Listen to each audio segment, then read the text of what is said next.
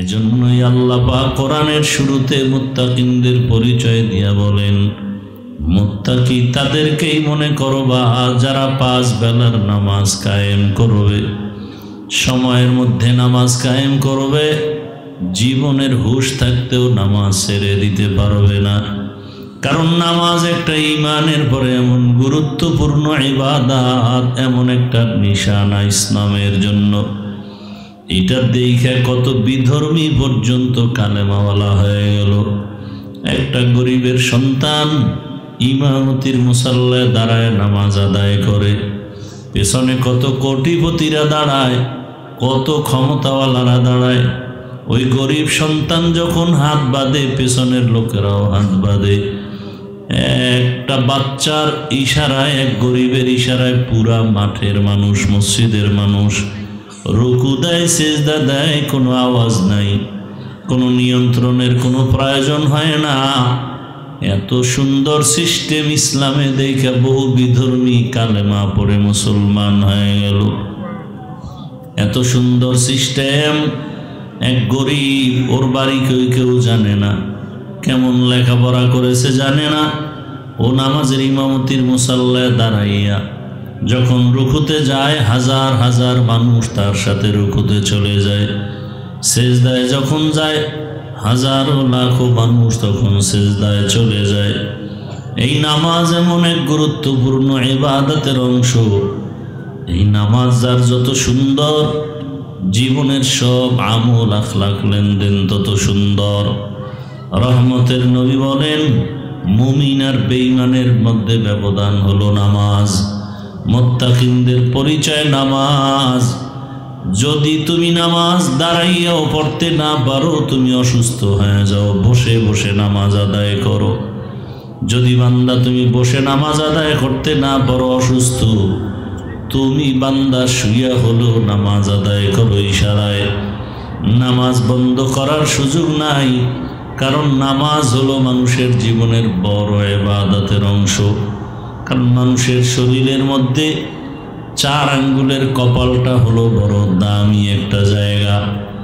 যখন বান্দা সেজদায় গিয়ে কপালটা ঠেকায় দেয়, নবীজি বলেন আল্লাহ পাক তার কুদরতি কদম ওই নামাজির কপালের নিচে দিয়ে দেয়। আল্লাহ পাক রব্বুল আলামিন বলেন, বান্দা যখন সম্মানের কপাল মাটিতে ঠেকায় দেয়, আমি আল্লাহ তার জীবনের সব গুনাহগুলো মাফ করে দেই। নামাজ কায়েম করবেন, সময় মতো নামাজ আদায় করার অর্থ কায়েম করা। জামাতের সাথে নামাজ আদায় করার অর্থ কায়েম করা। আল্লাহর ভয় নিয়ে নামাজ আদায় করার অর্থ হলো নামাজ কায়েম করা। 5 ওয়াক্ত নামাজ আদায় করবেন, 1 ওয়াক্ত নামাজ ছেড়ে দেওয়ার কোনো সুযোগ নাই। আর এই নামাজ আমরা পড়ি না, অনেকেই হয়তো কষ্ট বোঝা মনে হয়, অথচ নামাজ পড়লেই দেখবেন কোনো কষ্ট নাই, বরং আরো ভালো লাগে। নামাজ আপনার রিজিকের বরকত বাড়ায় দিবে, নামাজ সংসারে বরকত বাড়ায় দেয়, নামাজ আপনার অন্তরে প্রশান্তি বাড়ায় দেয়। নামাজ হলো সব মুসিবত থেকে হেফাজতের চাবি। আল্লাহ তাআলা বলেন, ইয়া আইয়ুহাল্লাযীনা আমানুস্তাঈনু বিস-সাবরি ওয়াস-সালাহ ইন্নাল্লাহা মা'আস-সাবিরিন।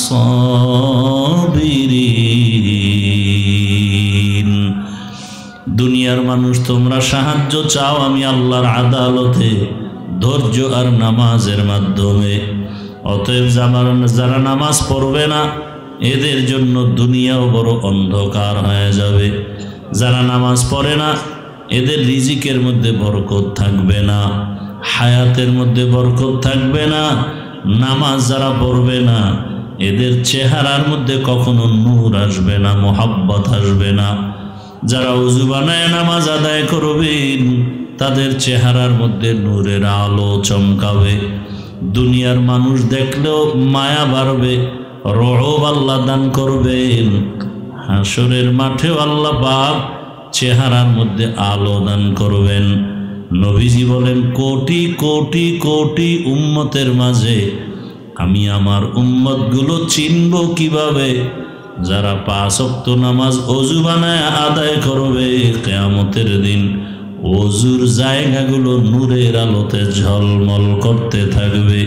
মাকুন সুসতি নামাজে পাঞ্জগানা ফাওয়াইলুল লিল মুসাল্লিনাল্লাযীনা মুমিনারা এই নামাজ ইমদাদে দা ইস্তাইনু আয়াতে কুরআন খা ওয়া বা'দু ফাআউযু বিল্লাহি মিনাশ শাইতানির রাজীম বিসমিল্লাহির রহমানির রহিম আলিফ লাম মিম যালিকাল কিতাবু লা রাইবা ফীহি হুদাল লিল মুত্তাকিন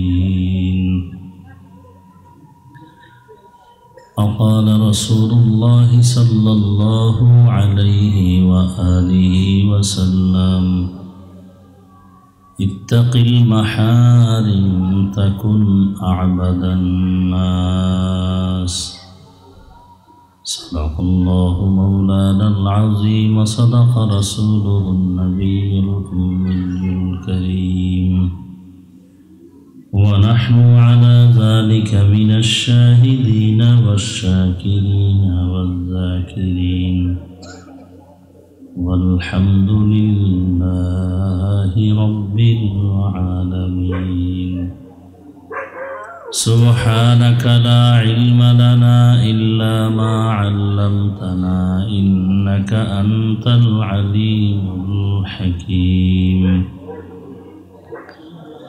رب اشرح لي صدري ويسر لي أمري واحلل عقدة من لساني يفقه قولي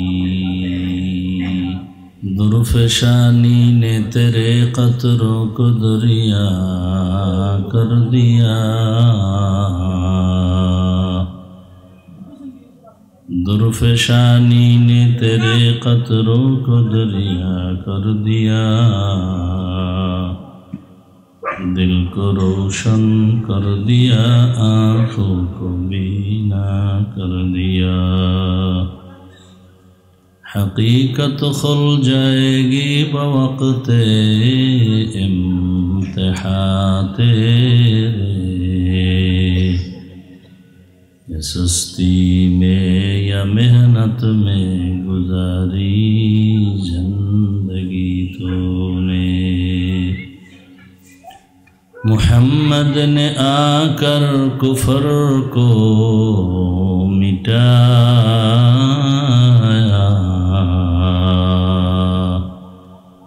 कुफर को मिटा कर सदाक़त बताया कुफर को मिटा कर सदाक़त बताया ला इलाहा इल्लल्लाह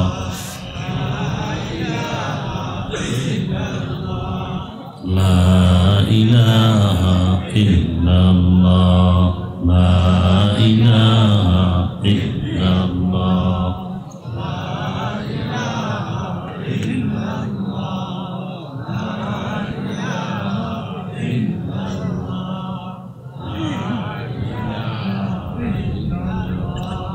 لا إله إلا الله محمد رسول الله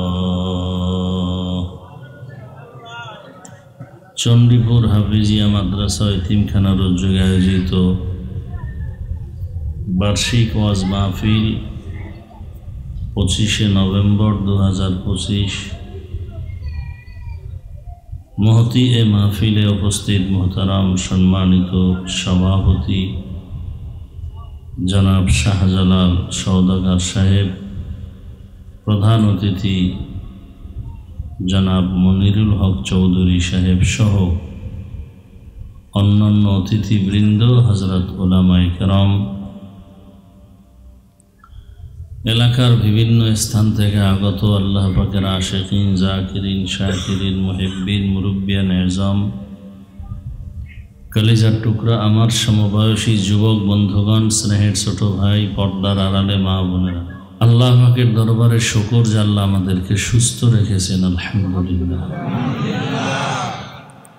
জীবনের এক অমূল্য সম্পদ কি? সুস্থতা। টাকা পয়সা, বাড়ি গাড়ি সব আছে, কিন্তু আপনি আমি অসুস্থ, জীবনের কোনো দাম নাই। টাকা পয়সা বাড়ি গাড়ি তেমন নাই, কিন্তু আপনি আমি সুস্থ, এর থেকে আর সুখী জীবন। আল্লাহ আমাদের এই সুস্থতাকে দায়েমান কবুল করেন, আমিন। অসুস্থ ব্যক্তিকে জিজ্ঞাসা করলেই অনুভব করা যাবে সুস্থতার মূল্য কত। যার চক্ষু একটা আছে আর একটা নাই, তাকে জিজ্ঞাসা করেন একটা চোখের দাম কত। সামান্য একটু ঠান্ডা লাগলেই সব কিছু অশান্তির বেড়াজাল হয়ে যায়। তো এই সুস্থতা বড় দামি এক নেয়ামত। আপনাদের আমাদের ঘরে বাহিরে হসপিটালে এখনো যারা অসুস্থ আছেন, আল্লাহ তাদেরকেও সুস্থ করে দেন, আমিন। উলামায়ে কেরাম আলোচনা রেখেছেন, আমি শুধু দোয়ার জন্য আসছি। দোয়া আমার জীবনের বড় মূল পুঁজি। প্রত্যেকটা মানুষের জন্যই সফলতার পুঁজি দোয়া।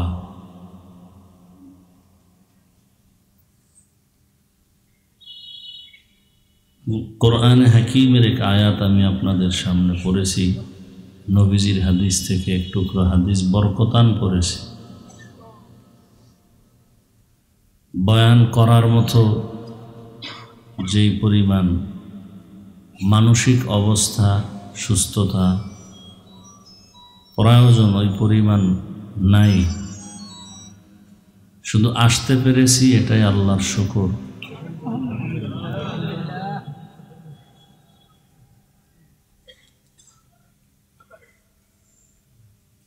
কারণ মাছ যেমন পানি ছাড়া থাকতে পারে না, আমাদেরকে আল্লাহ যে কাজের জন্য বানাইছেন, ওই কাজ না করলে আর ভালো লাগে না। মনে হয় যেন জেলখানার মধ্যে আবদ্ধ থাকার মতোই আপনাদের থেকে যখন আলাদা থাকি। কালকে বাসার পার্শ্বে মাদ্রাসায় গিয়ে একটু কথা বলছি, কালকে যেই পরিমাণ একটু ভালো লাগছে, আজকে আবার কঠিন অসুস্থতা। তারপর আল্লাহর উপরে ভরসা করে নামলাম। যাই হোক, আল্লাহ পাক মানুষকে পরীক্ষা করবেন, দুনিয়াটাই পরীক্ষার হল। আল্লাহ আমাদেরকে পরীক্ষায় কামিয়াব হওয়ার তৌফিক দান করেন, আমিন। আলিফ লাম মিম, ওয়াল্লাহু আলামু বিমুরাদিহি বিযালিক, যালিকাল কিতাবু লা রাইবা ফীহি হুদাল লিল মুত্তাকিন। কোরআন এমন একটি কিতাব, যে কিতাবের মধ্যে কোনো সন্দেহ নাই, সন্দেহের অবকাশ নেই। মুত্তাকি যারা, তাদের জন্য কোরআন হেদায়াত।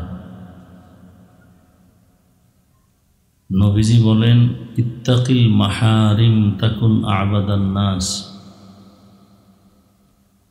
আল্লাহর নিষিদ্ধ জিনিস থেকে নিজেকে বাঁচায় রাখো, তো আল্লাহর রহমতে তোমার মর্যাদা অনেক বেড়ে যাবে, মানুষের কাছেও আল্লাহর কাছেও।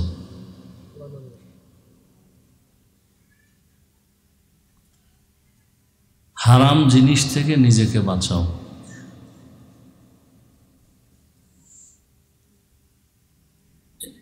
এক কথায় গুনাহ থেকে নিজেকে বাঁচায় রাখা, এটাই হলো তাকওয়ার মূল বিষয়, মূল কথা। বেশি বেশি বেশি বেশি আমল করা, জিকির করা, তেলাওয়াত করা, তসবিহ পড়া,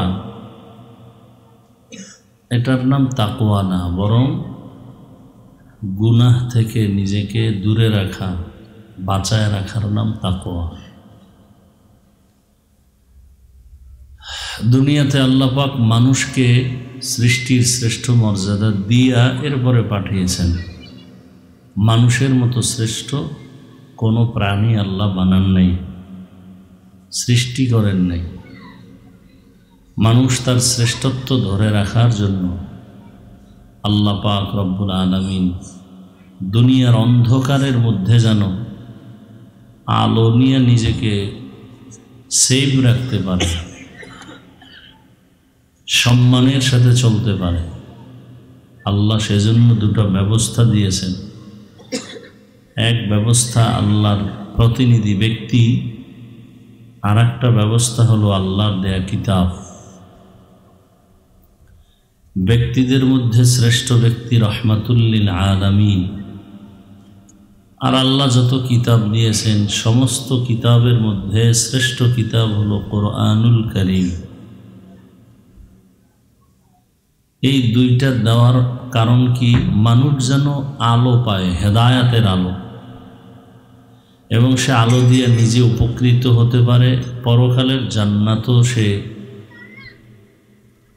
রেডি করে দুনিয়ার থেকে যেতে পারে। তো আল্লাহ কোরআন দিলেন হেদায়াতের জন্য। কারা হেদায়াত পাবে? এখানে বললেন মুত্তাকিন যারা। মুত্তাকি কারা? সহজ কথা, যারা গুনাহ থেকে নিজেকে বাঁচায় রাখবে। তাকওয়া মানি হলো বেঁচে থাকা, গুনাহ থেকে বেঁচে থাকার নাম তাকওয়া। যার মধ্যে এই তাকওয়া থাকে তাকে বলে মুত্তাকি। এখানে খুব গভীর একটি কথা,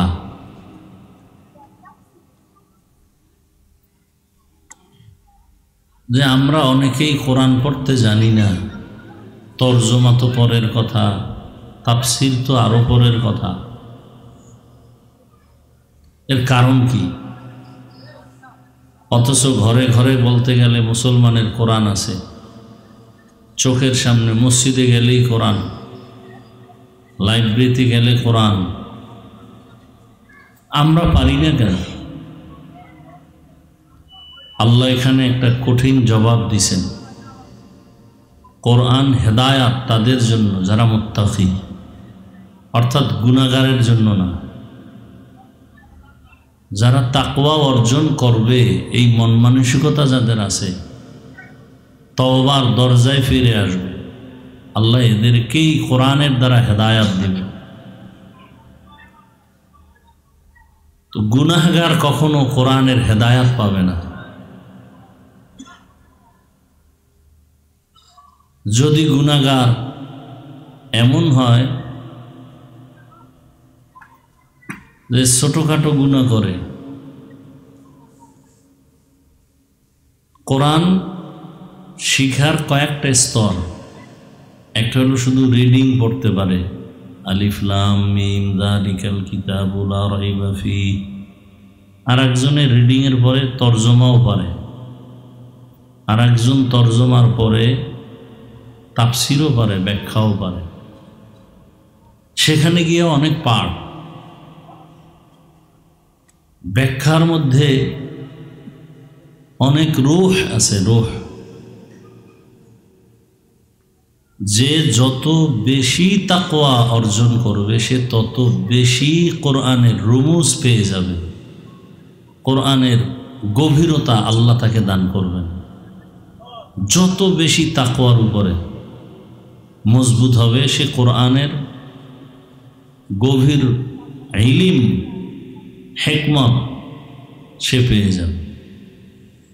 আমরা পড়তে পারি না কেন? 24 ঘন্টা আপনি মোবাইল চালাইতে পারেন, ফেসবুক চালাইতে পারেন, সারা রাত আপনি এক পৃষ্ঠা কোরআন শরীফ পড়তে পারেন না, এই অজুহাত তো কোনো বিবেক ধরে না।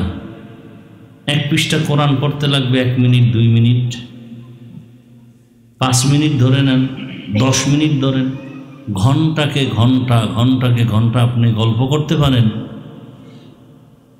ফেসবুক চালাইতে পারেন, সারা রাত মোবাইলে গুনাহ করতে পারেন, এক পৃষ্ঠা কোরআন পড়তে পারবেন না কেন? আল্লাহ বলেন পারবে না, ওরা পারবে যারা মুত্তাকি। আল্লাহ কোরআন তাদেরকেই দিয়া হেদায়েতের রাস্তা খুলবেন যারা মুত্তাকি। ওরা পারবে না, চাইলেও পারবে না। অথচ তাকের উপরে কোরআন আছে, ছেলে কোরআন শরীফ পড়তে পারে, মেয়ে পারে, বাপ মা পারে না। কেন? যেই একটা পাত্রের মধ্যে যদি কেরোসিন থাকে সেখানে মধু ঢাললে নষ্ট হয়ে যাবে। তাহলে কোরআন তারাই পড়তে পারবে, কোরআনের তর্জমা তারাই পারবে, কোরআন রিডিং তারাই পড়তে পারবে যারা মুত্তাকি। গুনাহ থেকে নিজেকে বাঁচায় রাখে। গুনাহ থেকে বাঁচায় রাখার 2 ব্যাখ্যা। একটা হলো গুনাহ করব না, আর একটা হলো গুনাহ তো করে ফেলেছি, সেখান থেকে নিজেকে বাঁচানোর মানেই হলো তওবা করা। গুনাহ করে ফেলেছি, পেছনের থেকে তওবা করা, সামনে গুনাহ থেকে বেঁচে থাকা, করব না। এরাই কোরআন পড়বে, এরাই কোরআনের তর্জমা পারবে। আবার দেখবেন অনেকে কোরআন শরীফ পড়তে পারে, রমজানে আসলে তারাবি পড়ায়, সারা বছরে কোরআনের সাথে কি নেই, সম্পর্ক নেই। এদের অবস্থাটা কেমন হবে? শিখছে ভালো, আস্তে আস্তে কোরআন থেকে দূরে সরে যাবে, ভুলে যাবে। গুনাহের কারণে কোরআন সিনে থাকবে না। বহু বান্দার খবর জানি, শিখছিল কোরআন, এখন পারে না, ভুলে গেছে।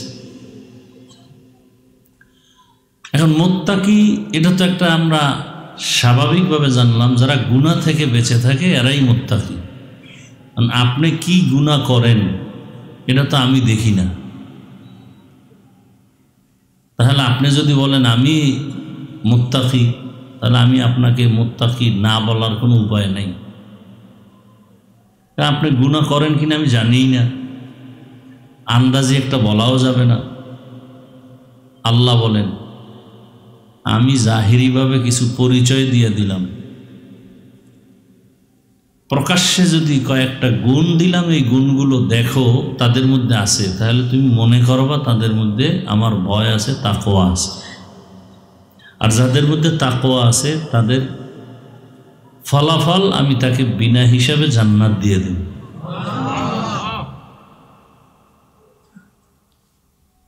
সেই গুণগুলো কি? আল্লাহ বলেন কমপক্ষে 6টা গুণ থাকবে। এই 6 গুণ থাকলেই প্রমাণ হবে তারা মুত্তাকি। 1 নম্বর গুণ ইউমিনুনা বিল গায়ব। গায়বের মালিক কে? আল্লাহ। আল্লাহ কয়জন? একজন।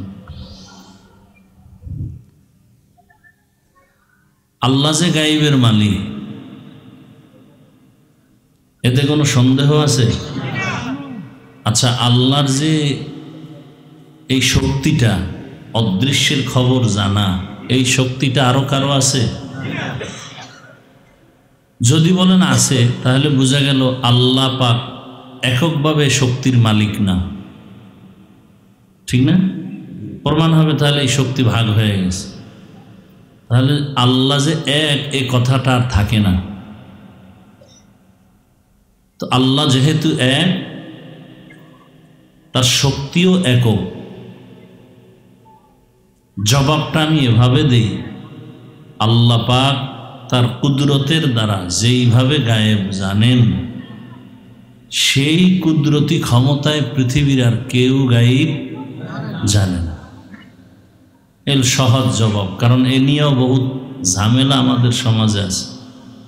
কেউ ভাবে পীর সাহেব গায়েব জানে, নবী জানে, বহুত কথা। সব বিতর্কের ঊর্ধ্বে আমি জবাব দিয়ে দিলাম, আল্লাহ যেই ইলমের মাধ্যমে যেই কুদরতিভাবে গায়েব জানেন, ওই ক্ষমতায় কেউ গায়েব যদি কেউ ধারণা করে সাথে সাথে সে মুশরিক হয়ে যাবে। আর মুশরিকদের জন্য জান্নাত হারাম। তাহলে গায়েবের মালিক কে? একমাত্র আল্লাহ। ইউমিনুনা বিল গায়ব ওয়া ইউকিমুনাস সালাহ। দ্বিতীয় গুণ হলো নামাজ কায়েম করবে। মুত্তাকি কে? যে মনে করে গায়েবের মালিক আল্লাহ। মুত্তাকি কে? যে নামাজ কায়েম করে। কয় ওয়াক্ত? 5 ওয়াক্ত। ইউকিমুনাস সালাতা ওয়া মিম্মা রাযাকনাহুম ইউনফিকুন।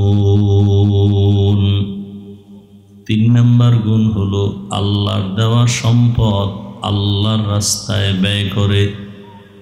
কার সম্পদ? আপনার আব্বাই যেটা দিছে ওইটা না, আল্লাহ যেটা দিছে ওইটা। আপনার মাস্তানির টাকা আল্লাহর দেওয়া লাগবে না, আল্লাহ যা দিছেন ওইটা। আপনার বাবা কি দিছে, আপনি কি করছেন? আপনি হারামভাবে কিছু টাকা বানাইছেন। আর আল্লাহ তো হারামভাবে কাউকে দেয় না। আল্লাহ যা দিবেন বান্দাকে কল্যাণের জন্য দিবেন। আপনার চলতে ফিরতে লাগে 5 টাকা, যদি আরো 5 টাকা নিতে চান, এর নাম লোভ। এর নাম কি? লোভে পাপ, পাপে মৃত্যু। 10 তলা বিল্ডিং করছেন, যদি ঘুমাইতেই না পারেন তো বিল্ডিং এর বাহাদুরি করে লাভ কি?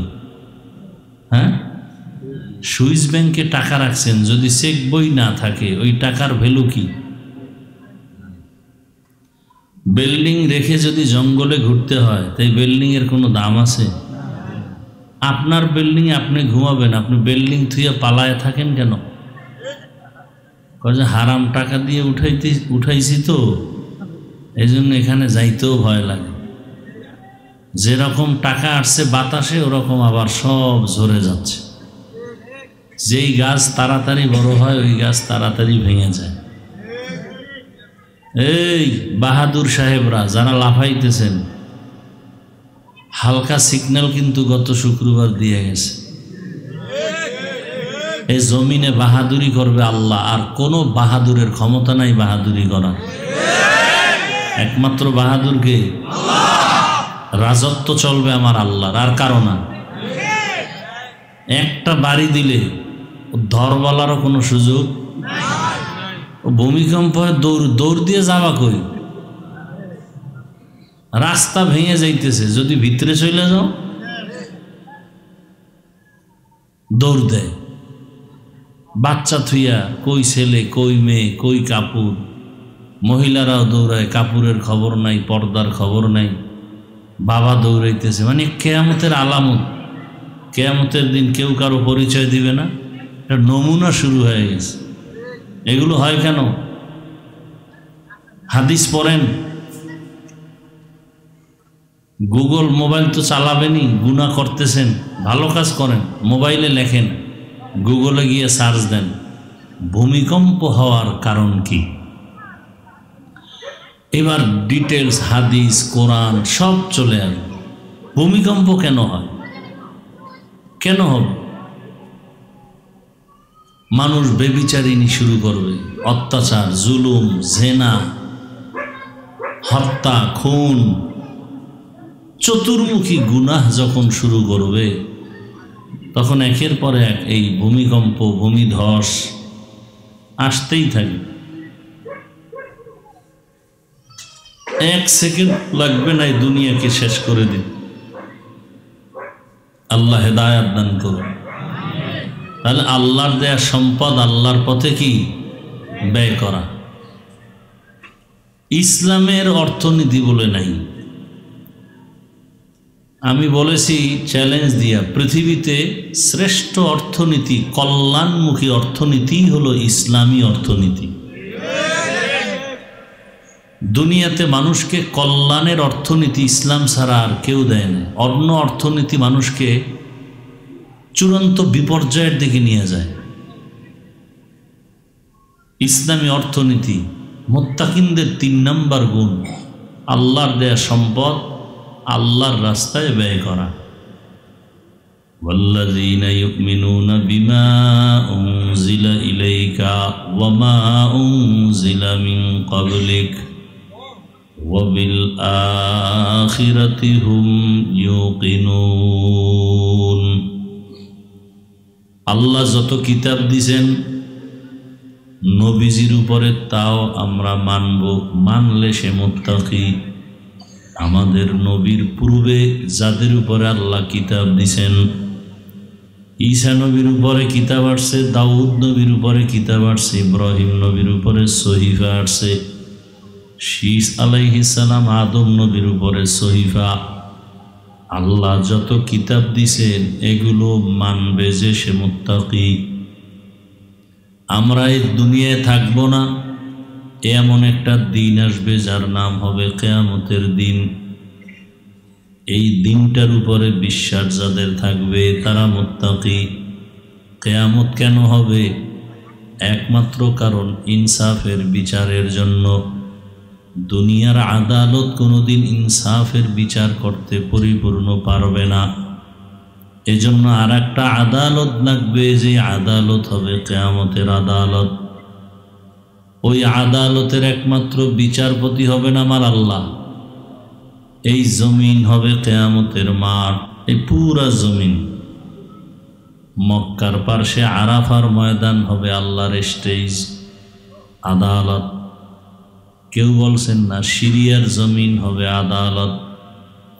হাসরের ময়দানে মানুষ সবগুলো উলঙ্গ দাঁড়াবে, নারী পুরুষ সব উলঙ্গ। সূর্যটা এখন যেভাবে দেখি এটা নিচে চলে আসবে। এই মাটির জমিনটা সূর্যের গরমে তামা হয়ে যাবে।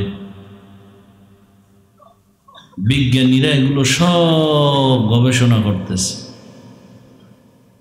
জাহান্নাম চিৎকার দিবে হাসরের মাঠে। আল্লাহ তাআলা শুধু মানুষকে উঠাবেন না, পশুকে উঠাবেন ইনসাফের বিচারের জন্য।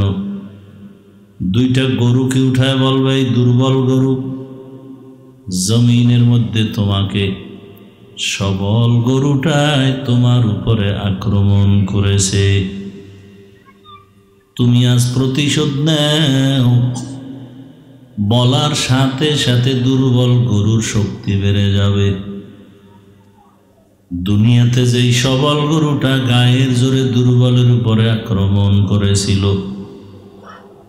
ওই দুর্বল গরুটা শক্তি পাইয়া তার প্রতিশোধ দিয়া সবলটার উপরে আক্রমণ করে। আল্লাহ বলবেন, তোদের জান্নাতও নাই, তোদের জাহান্নামও নাই, এখন তোরা সব মাটি হয়ে যা। কুকুর উঠাবেন, গরুকে উঠাবেন কেন? ওদের জান্নাতও নাই, জাহান্নামও নাই। উঠাবার একমাত্র কারণ ইনসাফ, বিচারটা মানুষকে দেখাবার জন্য। মুত্তাকিনদের 6 গুণ। 1 নাম্বার গুণ হলো গায়েবের মালিককে আল্লাহ। আমরা গায়েব জানি না, আমার অন্তরে কি অবস্থা তা পর্যন্ত আমার আল্লাহই জানেন। আল্লাহ পাক রব্বুল আলামিন বলেন, এই বিশ্বাসটা তুমি অন্তরের মধ্যে জমা করো। আল্লাহরে যে আমরা মানি, আল্লাহকে আমরা তো দেখি নাই, না দেখিয়া মানছি, এই জন্য আমাদের ঈমানের বড় দাম। যদি দেখা মানতাম এত দাম আমাদের ঈমানের হতো না। এরপরে আল্লাহ বলেন, মুত্তাকিনদের পরিণাম ফল একমাত্র জান্নাত। 6 গুণের দ্বিতীয় গুণ হলো ইউকিমুনাস সালাহ, নামাজ কায়েম করবে। নামাজ পড়া আর নামাজ কায়েম করা অনেক ব্যবধান। আল্লাহ নামাজ পড়তে বলেন নাই, কায়েম করতে বলেছেন। মাকুন সুসতি নামাজে পাঞ্জগানা ফাওয়াইলুল লিল মুসাল্লিনা আল্লাযীনা মুমিনারা ইনামাজ ইমদাদে দা ইস্তাইনু আয়াতে কুরআবাখা। নামাজ কায়েম করো, কারণ মুসলমানের একমাত্র ইসলামের মূল খুঁটি হলো তোমার নামাজ। নবীজি বলেন, আসসালাতু ইমাদুদ্দিন ফামান আকামাহা আকামাদ্দিন। দ্বীনের খুঁটি হলো নামাজ। যে নামাজ কায়েম করলো সে দ্বীনের খুঁটিকে মজবুত রাখলো। ক্বালা রাসূলুল্লাহি সাল্লাল্লাহু আলাইহি ওয়া আলিহি ওয়াসাল্লাম, বাইনাল আবদি ওয়া বাইনাল কুফরি তারকুস সালাহ। নবীজি বলেন, মুমিন আর বেঈমানের মাঝে ব্যবধান হলো একমাত্র নামাজ। মুমিনেরা নামাজ ছাড়ে না, বেঈমানেরা নামাজ পড়ে না। আপনি মুমিন না বেঈমান, ব্যবধান কি করব? নামাজ। এই জন্য আপনারা সবাই জানেন, রহমতের নবী 63 বছর হায়াত পেয়ে শেষ যেদিন বিদায় হবেন, নবী অসুস্থ হয়ে গেছেন, প্রচণ্ড জ্বর। রহমতের নবী পাগলের মতো হয়ে আছেন, জামাতে গিয়া নামাজ আদায় করবেন, নামাজ যেন ছুটে না যায়। রহমতের নবীর অপেক্ষায় সাহাবায়ে কেরাম বসে আছেন, কারণ রহমতের নবীর সামনে কারো ইমামতি করার কোনো সুযোগ নাই। টাইম হয়ে গেছে, সবাই অপেক্ষা আছে। রহমতের নবী প্রচণ্ড অসুস্থ। নবীজি এখনো কেন আসেন না? রহমতের নবী আম্মা জান আয়েশাকে বললেন, আয়েশা, আমার কেমন যেন অবস্থা, আমি উঠে গিয়ে যে নামাজে দাঁড়াবো সেই শক্তি পাইতেছি না। আবু বকরকে আমার জায়গায় দাঁড়ায় ইমামতি করতে বলো। খবরটা যখন চলে গেল, আবু বকর সিদ্দিক রাদিয়াল্লাহু আনহু কান্না করতেছেন। রহমতের নবীর স্থানে দাঁড়াইয়া ইমামতি করার সাহস আমি আবু বকরের নাই। আর নবী কেন আমাকে বলতেছেন? রহমতের নবী কি ইশারা দিতেছেন জানি না। আবু বকরের অন্তরে আগুন জ্বলে উঠছে, বিরহের বেদনা, কান্না শুরু হয়ে গেল। বারবার বলার পরে রহমতের নবীর ইশারা পাইয়া শেষ পর্যায়ে আবু বকর ইমামতির মুসাল্লায় দাঁড়ায় গেল। আবু বকর যখন তাকবীর দিয়া তেলাওয়াত শুরু করেছেন, রহমতের নবী আর বরদাস্ত করতে পারলেন না। আমার হুশ থাকতে কি আমার নামাজ জামাত ছুটে যাবে? এটা হতেই পারে না। রহমতের নবী বললেন, আমাকে জামাতের মধ্যে শামিল করে দাও। সাহাবাদের কাঁধের উপরে ভর করে রহমতের নবী আঙ্গুলের মাথায়, পায়ের আঙ্গুলের মাথায় ভর দিয়ে কষ্ট করে করে নবী নামাজের মুসাল্লায় গিয়া হাজির হলেন। আবু বকর অনুভব করতে পেরে সাথে সাথে পেছনে চলে আসছে, রহমতের নবীকে ইমামতির মুসাল্লায় দিয়া দিলেন। আবু বকর কান্না করেন, ইয়া রাসূলুল্লাহ, রহমতের নবীর সামনে জমিনে কারো ইমামতি করার অনুমতি নাই। রহমতের নবী নামাজের মুসাল্লায় চলে গেলেন, ইমামতির মুসাল্লায়। এত কষ্ট, এত অসুস্থ, তারপরও রহমতের নবী জামাত থেকে আলাদা হন নাই, নামাজ আদায় করেন নাই। এজন্যই আল্লাহ পাক কোরআনের শুরুতে মুত্তাকিনদের পরিচয় দিয়া বলেন, মুত্তাকি তাদেরকেই মনে করবা যারা 5 বেলার নামাজ কায়েম করবে, সময়ের মধ্যে নামাজ কায়েম করবে, জীবনের হুঁশ থাকতেও নামাজ ছেড়ে দিতে পারবে না। কারণ নামাজ একটা ঈমানের পরে এমন গুরুত্বপূর্ণ ইবাদত, এমন একটা নিশানা ইসলামের জন্য। এটা দেখে কত বিধর্মী পর্যন্ত কালেমাওয়ালা হয়ে গেল। একটা গরিবের সন্তান ইমামতির মুসাল্লায় দাঁড়ায় নামাজ আদায় করে, পেছনে কত কোটিপতিরা দাঁড়ায়, কত ক্ষমতাওয়ালারা দাঁড়ায়। ওই গরিব সন্তান যখন হাত বাঁধে, পেছনের লোকেরাও হাত বাঁধে। একটা বাচ্চার ইশারায়, এক গরিবের ইশারায় পুরা মাঠের মানুষ, মসজিদের মানুষ রুকু দেয়, সিজদা দেয়, কোনো আওয়াজ নাই, কোনো নিয়ন্ত্রণের কোনো প্রয়োজন হয় না। এত সুন্দর সিস্টেম ইসলামে দেখে বহু বিধর্মী কালেমা পড়ে মুসলমান হয়ে গেল। এত সুন্দর সিস্টেম, এক গরিব, ওর বাড়ি কেউ জানে না, কেমন লেখাপড়া করেছে জানে না। ও নামাজের ইমামতির মুসাল্লায় দাঁড়াইয়া যখন রুকুতে যায়, হাজার হাজার মানুষ তার সাথে রুকুতে চলে যায়। সেজদায় যখন যায়, হাজারো লাখো মানুষ তখন সেজদায় চলে যায়। এই নামাজ এমন এক গুরুত্বপূর্ণ ইবাদতের অংশ। এই নামাজ যার যত সুন্দর, জীবনের সব আমল আখলাক লেনদেন তত সুন্দর। রহমতের নবী বলেন, মুমিন আর বেঈমানের মধ্যে ব্যবধান হলো নামাজ। মুত্তাকিনদের পরিচয় নামাজ।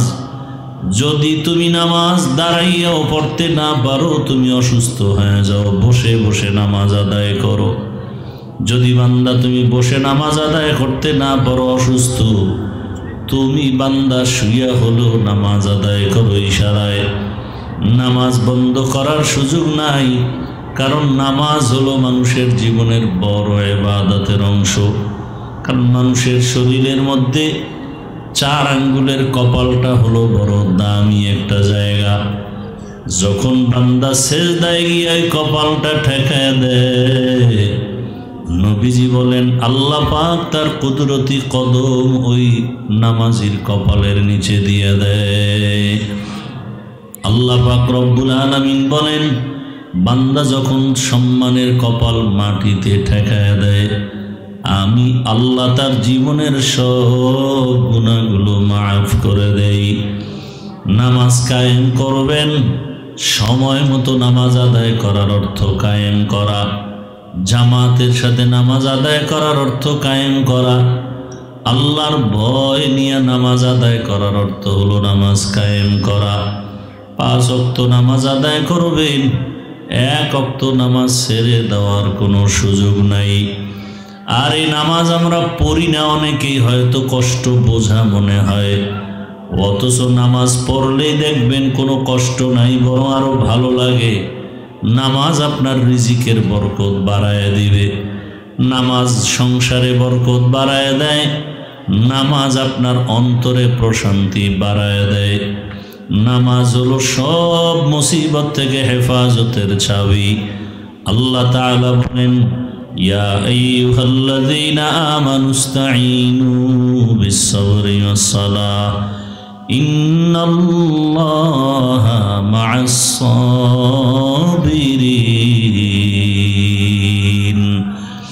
দুনিয়ার মানুষ তোমরা সাহায্য চাও আমি আল্লাহর আদালতে ধৈর্য আর নামাজের মাধ্যমে। অতএব যারা নামাজ পড়বে না, এদের জন্য দুনিয়াও বড় অন্ধকার হয়ে যাবে। যারা নামাজ পড়ে না, এদের রিজিকের মধ্যে বরকত থাকবে না, হায়াতের মধ্যে বরকত থাকবে না। নামাজ যারা পড়বে না, এদের চেহারার মধ্যে কখনো নূর আসবে না, মোহাব্বত আসবে না। যারা ওযু বানায় নামাজ আদায় করবেন, তাদের চেহারার মধ্যে নূরের আলো চমকাবে। দুনিয়ার মানুষ দেখলেও মায়া বাড়বে, রহব আল্লাহ দান করবেন। হাসরের মাঠেও আল্লাহ পাক চেহারার মধ্যে আলো দান করবেন। নবীজি বলেন, কোটি কোটি কোটি উম্মতের মাঝে আমি আমার উম্মতগুলো চিনব কিভাবে? যারা 5 ওয়াক্ত নামাজ ওযু বানায় আদায় করবে, কিয়ামতের দিন ওযুর জায়গাগুলো নূরের আলোতে ঝলমল করতে থাকবে। আমি নবী দেখিয়া আমি তাকে বাছাই করে ধরে ধরে জান্নাতের পথে নিয়ে যাব। অতএব পর্দার আড়ালের আম্মা জানেরা, বোনেরা ও যুবক বাবারা, বৃদ্ধ বাবাজিরা, আপনাদের মতো কত যুবক, কত বুড়া, কত মা, কত বোন এখনো আছে নামাজ আদায় করে, জেনারেল লাইনে থাকে। ও যুবক, তোমার মতো যুবক স্কুল কলেজে পড়ে, চাকরি করে, ব্যবসা করে, নামাজির অভাব নাই। বৃদ্ধ বাবাজি, আপনার মতো কত বুড়ারা মসজিদে গিয়া নামাজ আদায় করে, আপনি কেন পারবেন না? পর্দার আড়ালের মা বোনেরা, আপনার মতো কত মা কত বোন এখনো পর্দা করে, নামাজ পড়ে, স্বামীর মাল হেফাজত করে, আপনারা কেন পারবেন না? আল্লাহর কাছে তওবা করেন। জীবনে যত নামাজ ছেড়ে দিলাম এগুলোর থেকে তওবা করে নিব, আর নামাজ ছাড়ব না, নবীজির তরিকা মেনে চলব। ও যুবক, আল্লাহর কাছে তওবা করো, চাকরি করো, ব্যবসা করো, নামাজ আর ছাড়বা না। তওবা করার মতো যদি অন্তর তৈরি হয়, দুটো হাত আমার আল্লাহকে দেখায় দাও। আয় আল্লাহ, হাতগুলো কবুল করে নেন, তওবা কবুল করে নেন, তওবার উপরে মজবুত হইয়া চলার তৌফিক দান করেন, আমিন।